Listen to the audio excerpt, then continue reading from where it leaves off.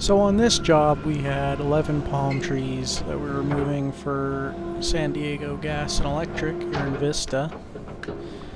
And yeah, I'm going to try to give a little insight about what's going on.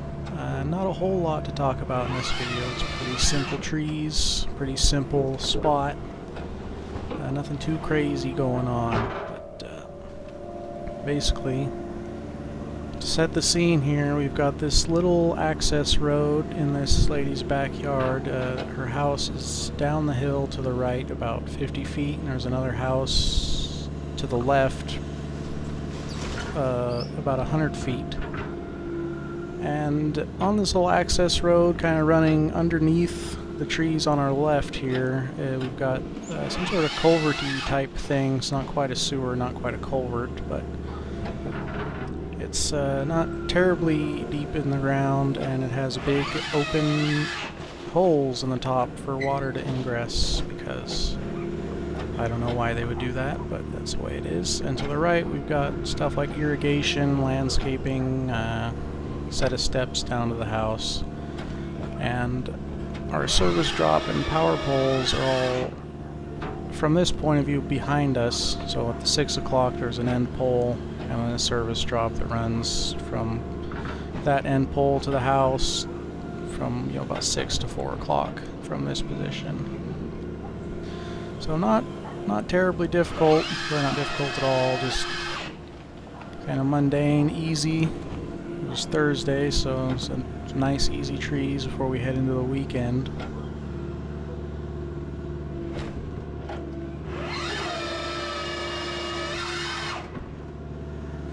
And I'm using the 718. It's the smallest of the tree handlers that Sennebogen makes. It weighs about 47,000 pounds, and it can reach 45 feet. And all these palm trees were relatively short. Maybe the tallest one might have been 70. So no big deal. That stump I just pulled out. I cut the video because it took a while, but I had him cut it with a chainsaw because this bush here was kind of blocking my access with the head, and I didn't want to go tearing up her landscaping.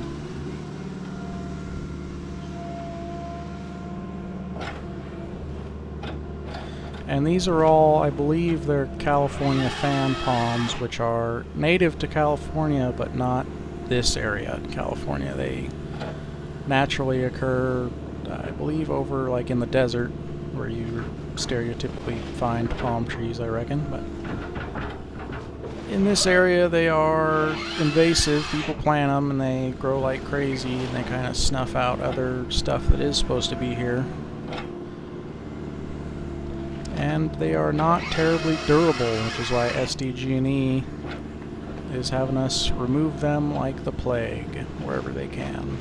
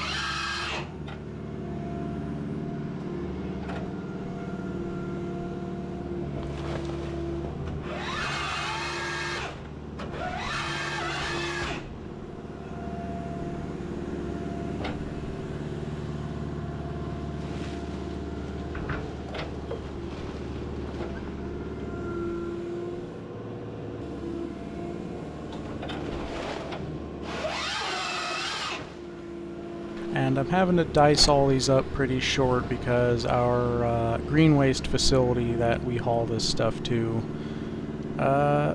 they came out and said they wanted everything less than, all the palm less than 10 feet. So we gotta kind of dice this stuff up shorter than is really necessary, but it's the only green waste facility that's within an hour.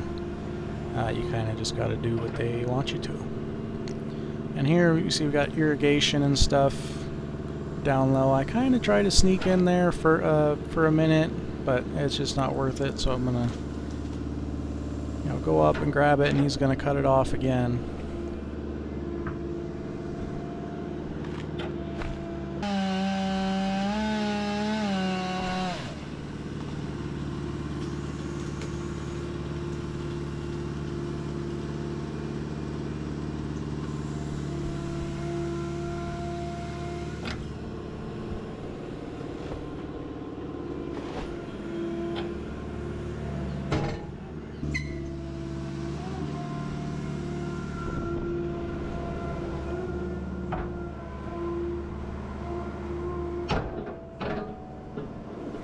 And as far as palm trees go, these particular ones are pretty easy, as you can see, because they have been fairly well maintained. They've stripped the dead branches off as the tree grows, because if you do not maintain these, they're called full skirt palms, and it's essentially all the dead branches just die and they kind of droop down and they just hang there, so it's just, it looks like a big tall stack of branches, and they get very messy and can be problematic with the saw. Those branches hanging down can throw the chain, and if you're unlucky, you'll grab a big grapple full of branches and you won't have the stem, and then that's kind of not really fun when that happens, but it's pretty easy to prevent that just by checking before you cut.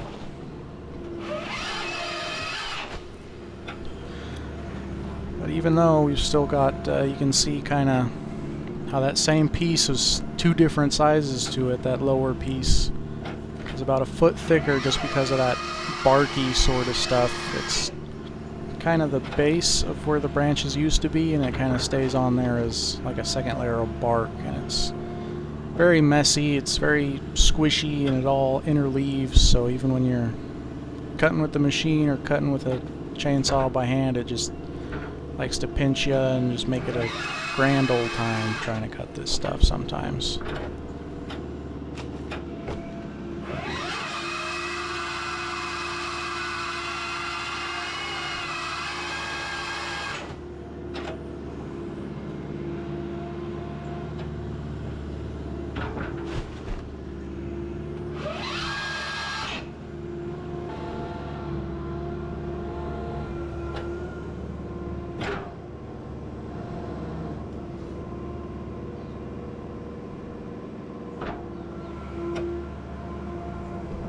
And this one I'm kind of grabbing it to the side because it's not in the shot right now, but there is another tree just to the left of the camera that's not hitting the boom or anything, but it's kind of rubbing up against the cab. So after this cut, I scoot back a little bit and then I can actually, yeah, there's a tree there to the left. Now I can actually get a square grab on it.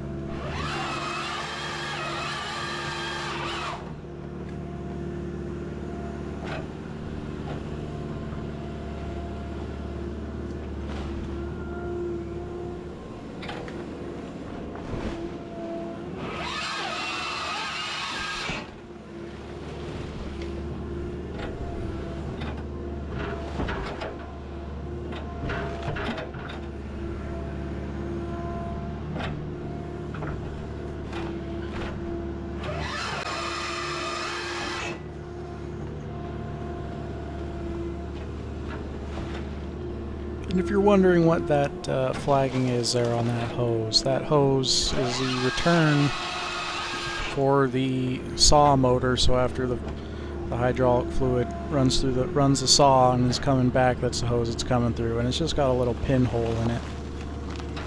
So every time you hit the saw, you get a drop or two coming out of there. So that flagging's just there, so when the mechanic comes around, he can swap it out, and there's no guesswork about which one it is. And of course, since this machine is German, it doesn't use regular hydraulic oil. It's like a special German biodegradable hydraulic oil, fancy all that, and very expensive.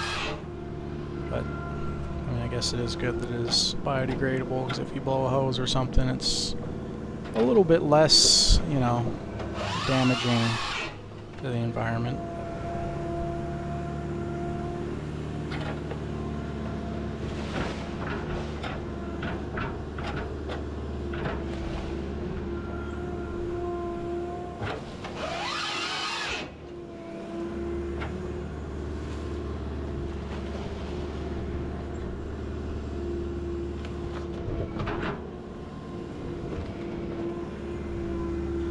And I personally like this camera angle because you can hear a lot of sounds that you don't hear from the cab, which I guess I'm kind of an audiophile with that stuff. It sounds really cool to hear, you know, when I'm spinning the grapple, you can hear that that slewing motor kind of going, and that's not a sound you can hear from the cab, as well as when you're pulling the squirt boom in and out, which is the extension.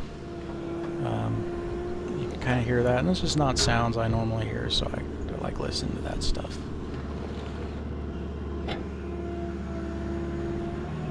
But I did get a second camera, so soon we'll be enjoying multiple points of view and not just one fixed point for the whole time.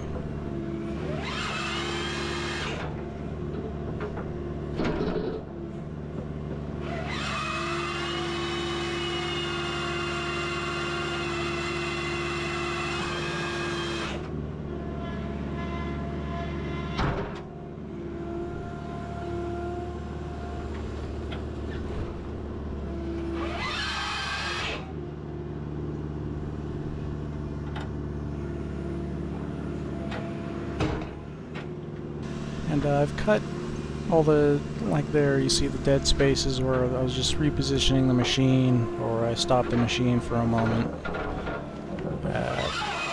But all in all, this whole 11 trees right here only took about 35 minutes real time, which 35 minutes for 11 easy trees is pretty mundane as far as speed is concerned with the machine, but like I said, we weren't in too much of a hurry. It was Thursday. Didn't have a whole backlog of work to do. I finished all my cutting for this day at probably 1 p.m. So it we weren't in a rush. Just going nice and smooth.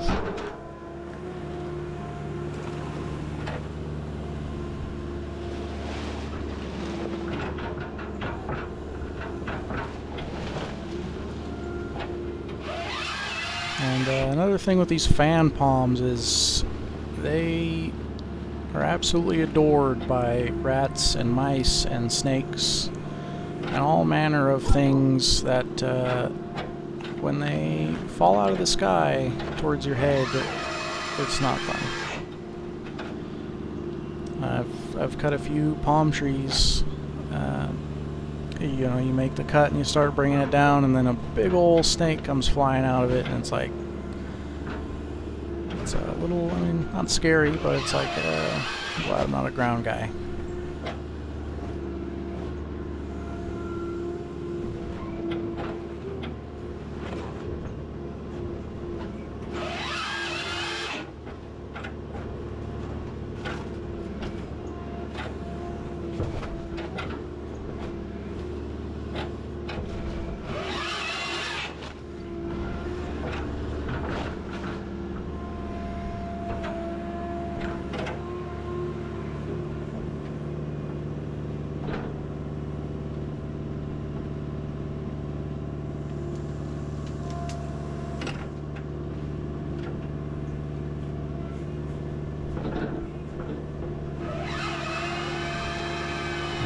Unfortunately, the camera kind of started to drift off course, so it's not the greatest angle, but it is, you can still see what's going on.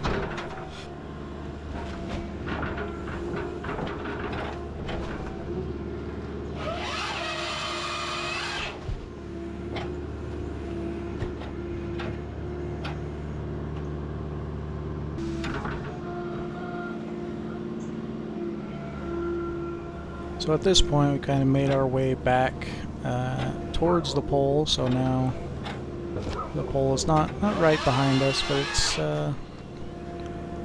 It's near, and in that house you can see off to the right, and the service drop is all right there along with the steps. Yeah, not really a tight spot. There's plenty of room to work.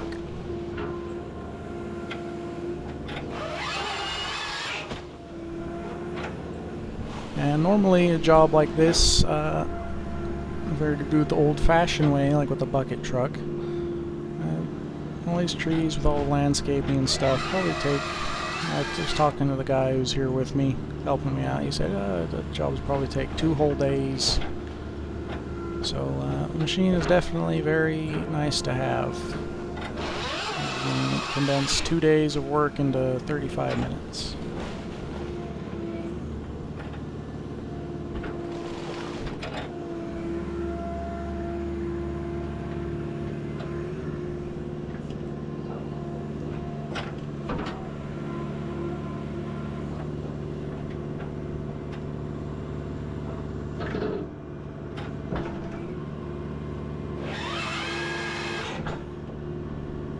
And I push the extension all the way out for this stuff that's close into me. It's not that I can't reach it.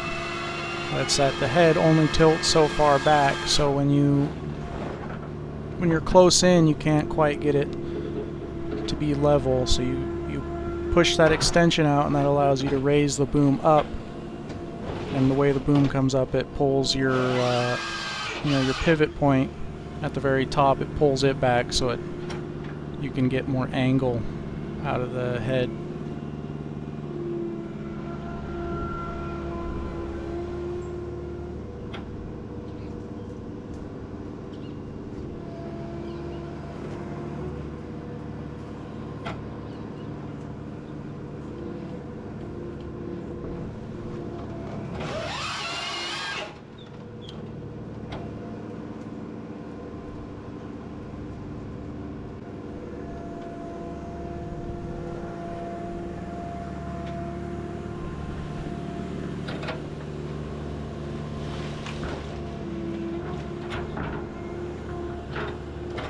And speaking of the head, these heads have a weight capacity of 5,000 pounds. So I can load it up with 5,000 pounds and everything's groovy, which is much less than the capacity of the machine. The machine itself, close in like this, I could probably lift, I think it's 15,000 pounds, but in order to get the dexterity of having the wrist pin and the rotation, that comes at the cost of capacity. Which 5,000 is not a low number. It is certainly not the most you could have, but it definitely gets the job done. And the head is not actually made by Sennebogen. That is made by Albach. So they kind of teamed up to create this monstrosity. Because these machines are material handlers. You find them in ports and stuff like that. And a while back they decided, hey, let's put a chainsaw on it and sell it to tree guys. And that's how the tree handler came about.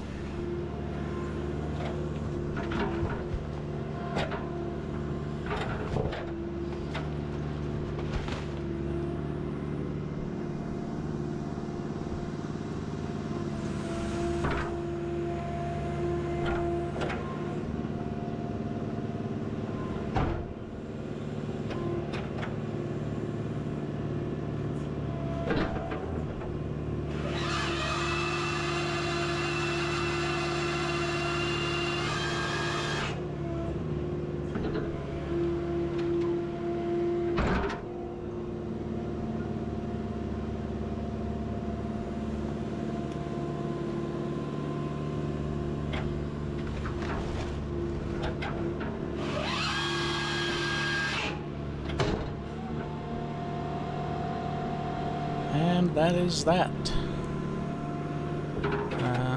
Thank you for watching if you stayed this long in the video, and let me know what you think of the old voiceover, and